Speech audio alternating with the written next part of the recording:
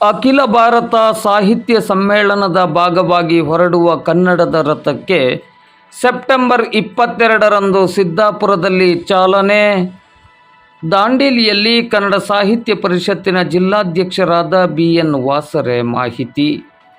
ಮಂಡ್ಯದಲ್ಲಿ ಡಿಸೆಂಬರ್ 20, 21, 22ರಂದು ನಡೆಯಲಿರುವ 87ನೇ ಅಖಿಲ ಭಾರತ ಕನ್ನಡ ಸಾಹಿತ್ಯ ಸಮ್ಮೇಳನದ ಭಾಗವಾಗಿ ರಾಜ್ಯಾದ್ಯಂತ ಕನ್ನಡದ ರಥ ಸಂಚರಿಸಲಿದ್ದು, ಈ ಕನ್ನಡದ ರಥಕ್ಕೆ ಉತ್ತರ ಕನ್ನಡ ಜಿಲ್ಲೆಯ ಸಿದ್ದಾಪುರದ ಭುವನಗಿರಿಯಲ್ಲಿರುವ ಭುವನೇಶ್ವರಿ ದೇವಿಯ ಸನ್ನಿಧಿಯಲ್ಲಿ ಸೆಪ್ಟೆಂಬರ್ 22ರಂದು ಚಾಲನೆಯನ್ನು ನೀಡಲಾಗುವುದು ಎಂದು ಉತ್ತರ ಕನ್ನಡ ಜಿಲ್ಲೆಯ ಕನ್ನಡ ಸಾಹಿತ್ಯ ಪರಿಷತ್ತಿನ ಜಿಲ್ಲಾಧ್ಯಕ್ಷರಾದ BN ವಾಸರೆ ಅವರು ತಿಳಿಸಿದ್ದಾರೆ. ಅವರು ಇಂದು ಬುಧವಾರ ಸಂಜೆ 7 ಗಂಟೆಗೆ ದಾಂಡೇಲಿ ನಗರದಲ್ಲಿ ಮಾಧ್ಯಮಕ್ಕೆ ನೀಡಿದ ಮಾಹಿತಿಯಲ್ಲಿ ತಿಳಿಸಿದ್ದಾರೆ.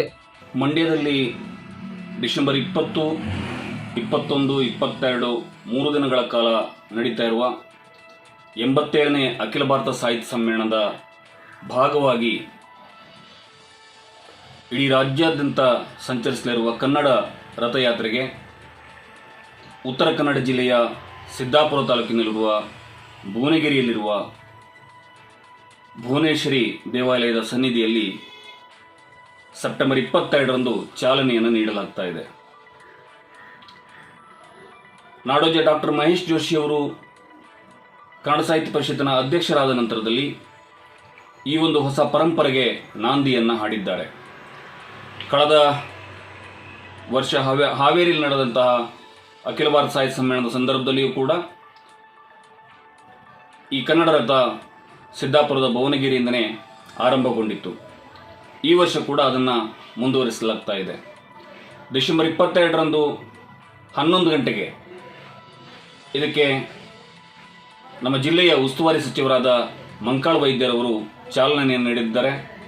ಆ ಭಾಗದ ಶಾಸಕರಾದ ಭೀಮಣ್ಣ ನಾಯ್ಕರು ಸೇರಿದಂತೆ ಈ ಜಿಲ್ಲೆಯ ಎಲ್ಲ ಜನಪ್ರತಿನಿಧಿಗಳು, ಶಾಸಕರು, ಸಂಸದರು ಭಾಗವಹಿಸ್ತಾ ಇದ್ದಾರೆ. ಕಾರ್ಯಕ್ರಮದ ಅಧ್ಯಕ್ಷತೆಯನ್ನು ಕನ್ನಡ ಸಾಹಿತ್ಯ ಪರಿಷತ್ತಿನ ರಾಜ್ಯಾಧ್ಯಕ್ಷರಾದ ನಾಡೋಜ ಡಾಕ್ಟರ್ ಮಹೇಶ್ ಜೋಶಿ ಅವರು ವಹಿಸಿಕೊಳ್ತಾ ಇದ್ದಾರೆ.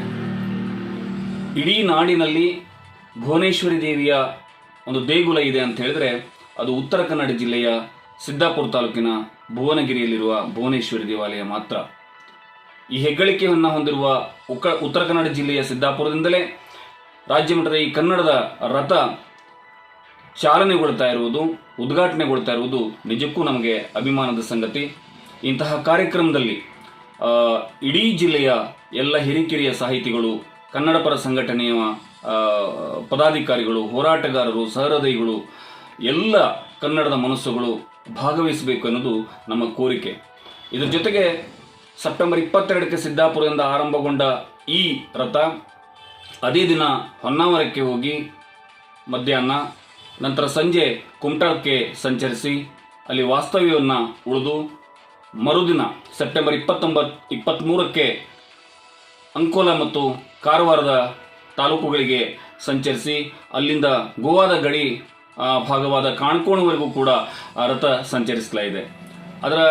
ಅದೇ ದಿನ ಜೊಯ್ಡಾದಲ್ಲಿ ವಸತಿ ಉಳಿದು ಸೆಪ್ಟೆಂಬರ್ 24ರಂದು ಜೊಯ್ಡಾ ದಾಂಡೇಲಿ ಮೂಲಕ ಹಳಿಯಾಳದವರೆಗೂ ಸಾಗಿ ಹಳಿಯಾಳದಲ್ಲಿ ಆ ದಿನ ವಸತಿಯನ್ನು ಉಳಿದು ನಂತರದಲ್ಲಿ ಸೆಪ್ಟೆಂಬರ್ 25ರಂದು ಯಲ್ಲಾಪುರ ಮತ್ತು ಸಿರ್ಸಿ ಮಾರ್ಗವಾಗಿ ಸಂಚರಿಸಿ ಅದು ಹಾನಗಲ್ ಮೂಲಕ ಹಾವೇರಿ ಜಿಲ್ಲೆಯನ್ನು ಪ್ರವೇಶ ಮಾಡ್ತಾ ಇದೆ. ಈ ಉತ್ತರ ಕನ್ನಡ ಜಿಲ್ಲೆಯಲ್ಲಿ ಈ ರಥ ಒಟ್ಟು 4 ದಿನಗಳ ಕಾಲ ಸಂಚರಿಸ್ತಾ ಇದ್ದು ಆಯಾ ತಾಲೂಕುಗಳಲ್ಲಿ ಇದರ ಕಾರ್ಯಕ್ರಮದ ಸ್ಥಳ ಮತ್ತು ಸಮಯವನ್ನು ಅಲ್ಲಿಯ ತಹಶೀಲ್ದಾರ್ ನಿಗದಿಪಡಿಸ್ತಾರೆ. ಆ ಸಂದರ್ಭದಲ್ಲಿ ಆಯಾ ಭಾಗದ ಎಲ್ಲ ಕನ್ನಡದ ಮನಸ್ಸುಗಳು, ಸಾಹಿತ್ಯ ಪರಿಷತ್ತಿನ ಪದಾಧಿಕಾರಿಗಳು, ಆಜೀವ ಸದಸ್ಯರು, ಸಾಹಿತಿಗಳು, ಲೇಖಕರು, ಎಲ್ಲ ಕನ್ನಡದ ಮನಸ್ಸುಗಳು ಭಾಗವಹಿಸಬೇಕು. ಈ ಕಾರ್ಯಕ್ರಮವನ್ನು, ಈ ರಥಯಾತ್ರೆಯನ್ನು ಯಶಸ್ವಿಗೊಳಿಸಬೇಕು ಅಂತೇಳಿ ಉತ್ತರ ಕನ್ನಡ ಜಿಲ್ಲಾ ಕನ್ನಡ ಸಾಹಿತ್ಯ ಪರಿಷತ್ತಿನ ಜಿಲ್ಲಾ ಅಧ್ಯಕ್ಷನಾಗಿ ನಾನು ಅತ್ಯಂತ ಪ್ರೀತಿಯಿಂದ ಎಲ್ಲರಲ್ಲಿ ಮನವಿಯನ್ನು ಮಾಡಿಕೊಳ್ತಾ ಇದ್ದೇನೆ.